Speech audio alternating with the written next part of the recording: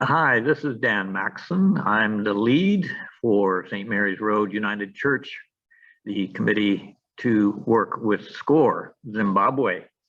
Our organization is a local church here in Winnipeg, Manitoba, and we believe strongly in a holistic approach to our worship and to our lives. And because of that, we believe in sharing in the community. We have one of the few food banks that has gone through the whole pandemic.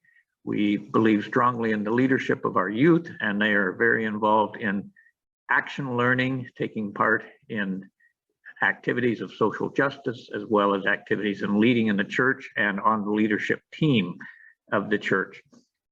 So that's a little bit of who we are. And one of our favorite songs that I really enjoy is called Draw the Circle Wide. And it's about standing with others. And the words go a little bit like this: draw the circle wide, draw it wider still. Let this be our song, standing all together, draw the circle wide. And so when SCORE Zimbabwe came to us and said, we have a kind of an innovative approach that we would like to test, and we would like to work with you to do this project. It's about gender and norms and the family. We said, absolutely, let's draw our circle a little bit wider and include SCORE. And so we have a committee that has been doing that. I'd like to introduce Ray Pugini, who is the director of SCORE, to help me make this little intro video for FIT. And we'd also like to thank FIT, and we'd like to thank Global Affairs for their involvement in this project. So Ray, could you tell us a little bit about where we'll be running this project, and a little bit about how this approach is different from some of the other approaches that are being done? Thank you so much, Dan. Let me first introduce myself. I am Virayayi Pugeni. I am the founder of SCORE Against Poverty, a grassroots local organization that was formed to address the immediate and long-term needs of the people of Mwenezi district of Zimbabwe. The test project will take place in Mwenezi district, which is located in Masvingo province of Zimbabwe. The approach we take is different in that we engage culture from a very curious perspective, not from a dismissive perspective. Our approach seeks to learn from women and men and to catalyze collaboration between them for healthy families and communities by providing opportunities for dialogue through the Men's Forum on Gender and practical skills development through the Men Can Cook activities. We don't come in as experts. We come in as listeners and facilitators of conversations. We provide safe spaces for the conversations and learning to happen. I'm really looking forward as we continue and post further videos throughout the project to amplify that. But where did this idea come from? The idea, Dan, came from the community 2 years ago when we implemented a conservation agriculture project that was funded by the Mennonite Central Committee and Grow Hope globally. During the project design, a gender analysis was done, followed by the implementation of interventions that we thought would address the needs of men and women. Through dialogue with men and women, it became evident that we needed to listen to what women thought were their priorities, how men wanted to be engaged, and why men were holding on to patriarchal systems. Dialogue with women and men directed us to this new approach, where women take a lead in identifying priorities and men do the work of listening, conversing amongst themselves, and finding peaceful and practical ways of addressing the gender gaps identified by women. Everything done is rooted in culture and ways of learning of the community, as opposed to expert knowledge. Right, it's so exciting to hear about this. What would you say are some of the biggest things that have made this approach kind of innovative? Oh, that's a really big question there. But I would say that Maybe I'll just count 4 amongst many other factors that I think have made this approach really look like a very innovative one. The first one is that men are engaged by choice, not by coercion. Their insights, values, belief systems, and ways of learning and understanding are valued and respected. The second one, women are the ones that define success.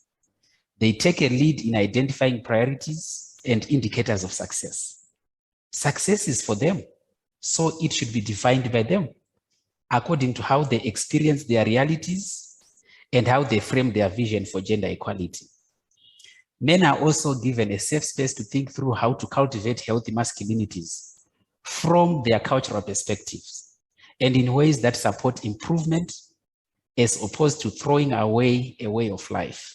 So that is one third factor that I think makes this approach very innovative. The learning and transformation process takes place in a dignified environment and in ways that allows for continuous learning. And finally, women are also challenged through dialogue and not training to find culturally appropriate ways of receiving or accepting the healthy masculinities that begin to emerge, and to also support their husbands at home with the skills training. Yeah, so I know that you have done a pilot project in order to qualify for this project, but so based on your pilot, what are you already seeing kind of early on? What kind of transformative changes are you expecting to come out of this in the community? Well, we see quite a lot of transformative changes, and some of which are very difficult to document because this is about a way of life of a people. But some that we can talk about are that men are now taking up some household chores that are normally considered to be for women, such as cooking, fetching firewood and water, as well as participating in childcare. Because men are open and confident to take on those roles in public and during family time, boys are also beginning to embrace and adopt some of those practices.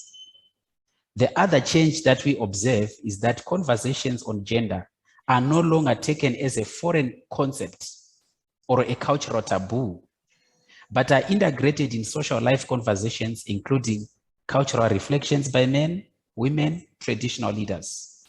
This was not possible before the pilot project. We have also seen that there is a sense of pride and a realization of the benefits of working together. This to me is the most important one, because when people work together, they build healthy families and healthy communities.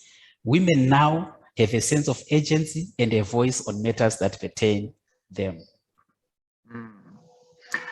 So, you know, you and I have both been in this business for a long time. A lot of times you do a project and you go back 2 years later and it's fizzled out. Why do you think these changes will stick and become embedded in the community? That's a very interesting question, Dan, and we have been curious about that as well.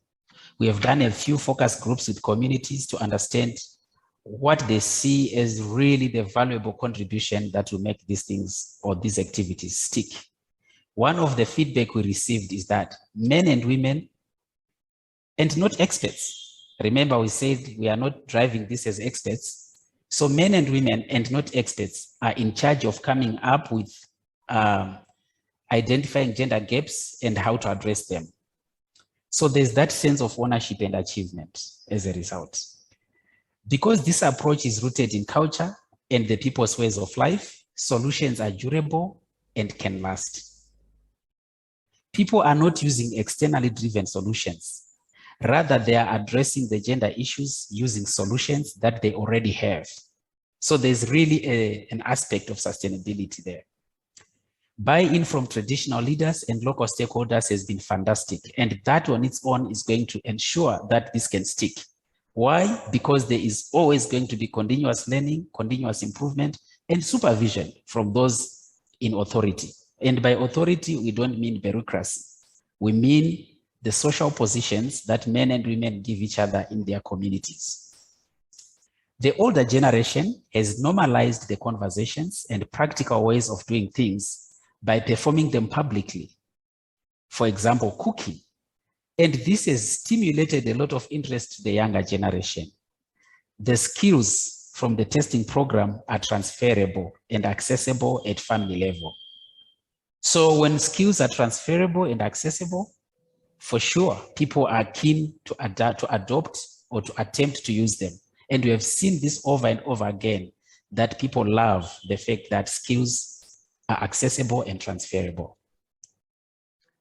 Okay, well, it's exciting to talk about it, and it's exciting to see the circle of skills and knowledge and men and women, you know, as they reinforce each other.